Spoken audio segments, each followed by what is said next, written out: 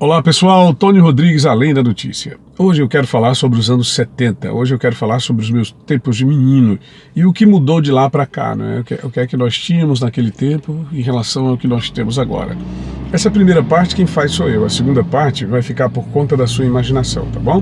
Antes você deixa o seu gostei, se inscreve no nosso canal e ative as notificações no sino. Vamos para adiante, é Tony Rodrigues, Além da Notícia. Quando eu era menino, a energia elétrica ela era proveniente de uma usina a diesel, na pequena cidade de Altos, no estado do Piauí, nordeste do Brasil. Usina a diesel. Antes ainda havia sido a lenha, mas essa parte eu não peguei, não é? Eram poucas residências atendidas, era uma cidade que tinha mais ou menos 20 mil habitantes, 25 mil habitantes naquele tempo, não é? Começo dos anos 70, mais ou menos até 1974, e era atendido por uma usina a diesel. A energia ela começava às 5 horas da tarde e só ia até 10 horas da noite, em alguns casos até 9 horas da noite. Começava a tocar uma sirene bem alto na cidade, mais ou menos 1 hora antes, para avisar que já estava quase chegando a hora de faltar luz. E aí todo mundo voltava para casa muito rapidamente. Era um negócio assim, podia estar na maior festa que tivesse, quando dava 9 horas que tocava aquela sirene da usina elétrica avisando que dali a 1 hora ia apagar a luz, todo mundo voltava para casa. Esse tempo eu era pequeno demais, eu acho que eu devia ter uns 4 anos de idade, 5 anos de idade, mas eu tenho muitas lembranças desse período, porque é marcante na vida de qualquer pessoa o fato de que logo depois das 10 horas da noite você não tinha mais energia para nada. É claro que na maior parte das vezes eu já estava dormindo nessa hora, porque a hora de criança dormir era a partir de 8 horas, né? Antigamente tinha uma história que as pessoas diziam, olha, cuidado com o bicho-papão, ou cuidado com o velho do saco. Tinha essas coisas, né, para assustar as crianças e fazer todo mundo voltar para dentro de casa bem mais cedo. Mas eram áreas limitadas atendidas também, os postes que eram colocados para atender esse tipo de iluminação, de abastecimento público de energia, de fornecimento público de energia, eram poucos. Vamos dizer que numa cidade de 20 mil habitantes, apenas 500 pessoas, no máximo 1.000 pessoas, tinham acesso a essa energia. E além do mais, a energia pública também era bastante limitada às áreas centrais, no entorno da Praça Central. No caso, no entorno da Igreja Matriz e da Praça Cônego Honório, do Mercado Público, por ali, os postes de iluminação pública. Na maior parte da cidade, essa iluminação pública era feita por candeeiros ou por lampiões.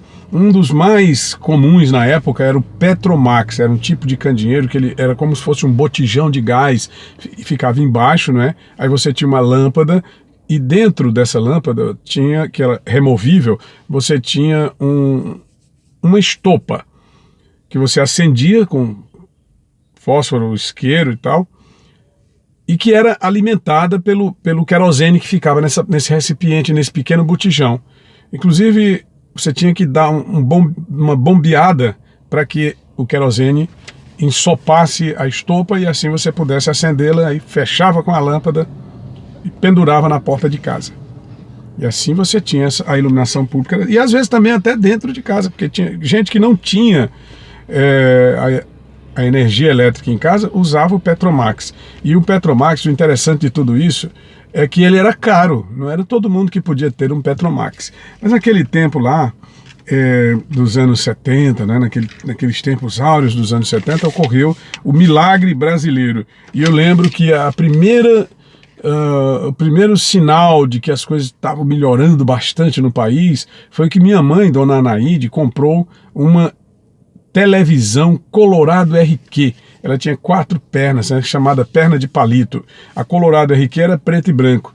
É interessante a televisão Colorado RQ, que é uma das primeiras conquistas dos trabalhadores brasileiros, aquelas pessoas que moravam nos recônditos, né, dos confins do Nordeste. Então você tinha uma televisão em preto e branco e ela só funcionava esporadicamente, porque nós não era só ter a televisão, era ter a emissora, a estação que transmitia uma programação para você captar ali na TV. Então o sinal da TV vinha da TV Clube, Rádio Clube do Ceará. Aí passava pela região norte, chegando em Altos, e muitas vezes não pegava em Teresina, porque Teresina já pegava programação vindo de outros lugares, talvez de Pernambuco, por aí assim. Mas o fato é que até Altos dava para captar o sinal da TV Rádio Clube do Ceará. Somente em 1973, dezembro de 1973, é que surgiu a primeira estação de televisão do Piauí, que foi a TV Rádio Clube, de Walter Alencar, instalada no prédio Emílio Garrastazu Médici, numa homenagem ao ditador de plantão, não é? Pois bem, essa televisão, Colorado RQ, que era a televisão mais comum na época, ela tinha uma válvula gigante. Então, quando você ligava a televisão, você ligava 3 horas da tarde, ela começava a acender. Ficava um pontinho no centro da tela, um pontinho branco no centro da tela que ia ampliando até tomar a tela por inteiro. E quando tomava a tela por inteiro, aí a televisão estava ligada. Isso demorava mais ou menos 1 hora. Imagine só, você que está me vendo aqui, que essa maravilha da tecnologia que é o YouTube, que é você ter um canal e poder fazer seus vídeos e postar quase que imediatamente, ou então fazer transmissões ao vivo, não é? Gente que faz hoje transmissão ao vivo direto do Iraque, direto do Oriente Médio, das diversas partes do mundo. Então, naquele tempo, para ligar a televisão, demorava 1 hora para a válvula esquentar e acender. Ela começava nesse pontinho até fechar a tela. Mas mais 1 hora para que a programação entrasse no ar, porque na hora que entrava ficava um chuvisco, significava dizer que a emissora de televisão ainda não estava retransmitindo a programação. Por quê? Porque naquele tempo não havia transmissão por micro-ondas, não havia transmissão por satélite, não havia... A única retransmissão que havia eram as torres de retransmissão instaladas nos estados. Então aqui no Piauí nós tínhamos a ETELP, que era do governo do estado, não é? A estação transmissora do Piauí. A programação vinha em fitas gigantescas, os rolos de fita vinham em embalagens gigantescas. Então, muitas vezes, a programação do dia chegava com atraso. Vinha no avião, chegava com atraso de mais ou menos 1 hora. E naquele período, a televisão colocava o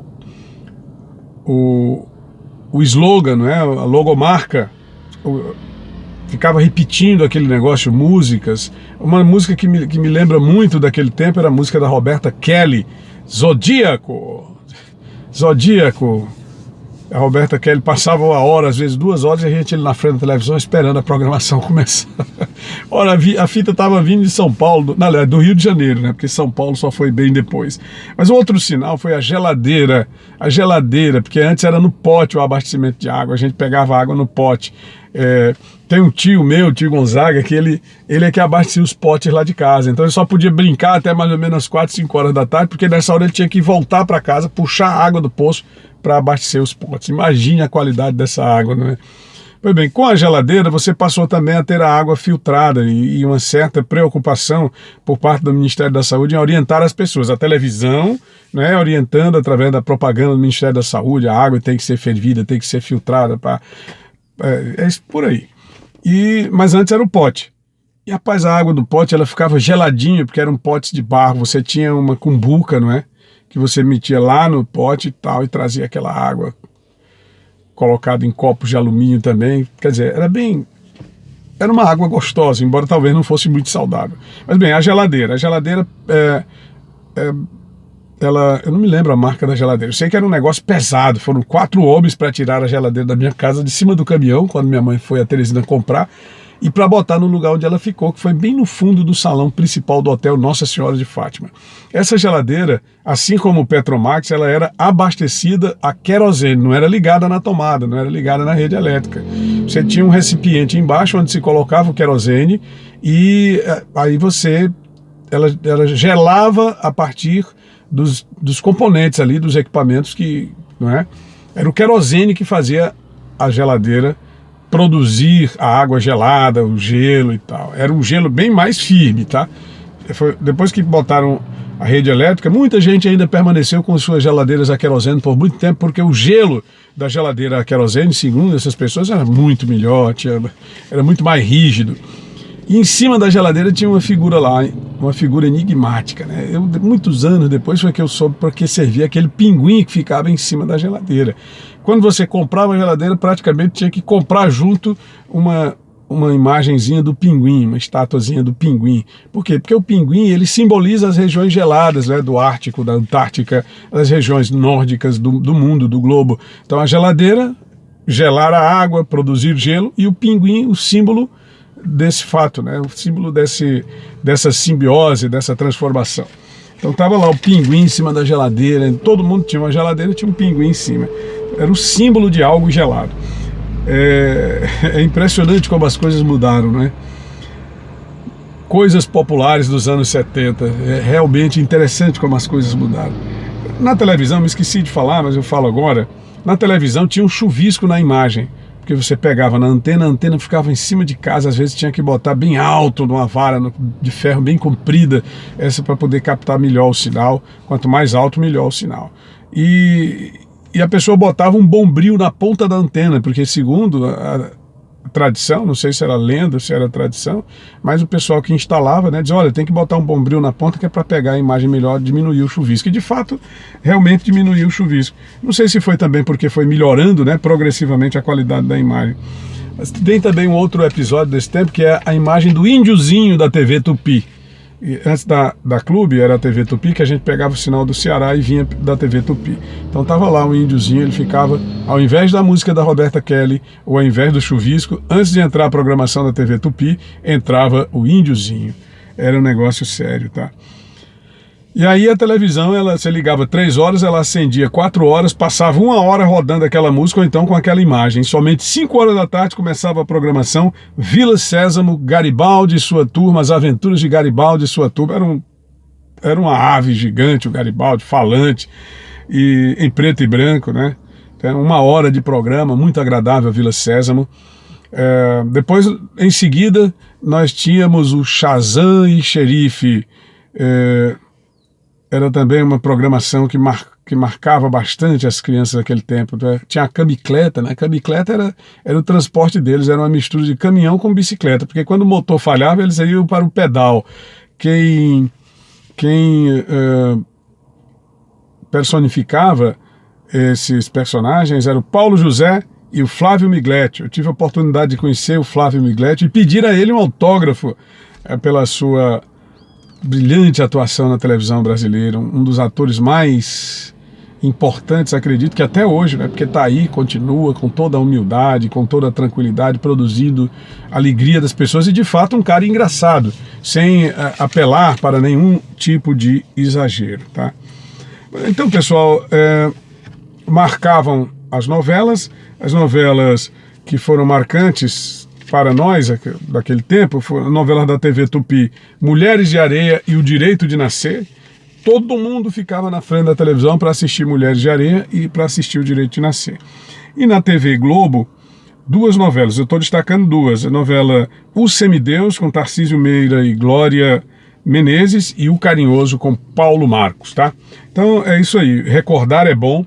Eu gosto muito de recordar, gosto muito de dividir as minhas recordações, porque isso nos ensina muito sobre nós, sobre o que nós fomos, sobre o que nós somos. Mas o melhor de tudo é viver o seu momento, é viver o momento presente e dar o melhor de si para que tenhamos coisas melhores, né? Para que tenhamos do que nos lembrar positivamente no futuro. Tá bom? Se você gostou, deixe o seu gostei, se inscreve no canal, ative as notificações no sino e vamos adiante. É Tony Rodrigues, Além da Notícia.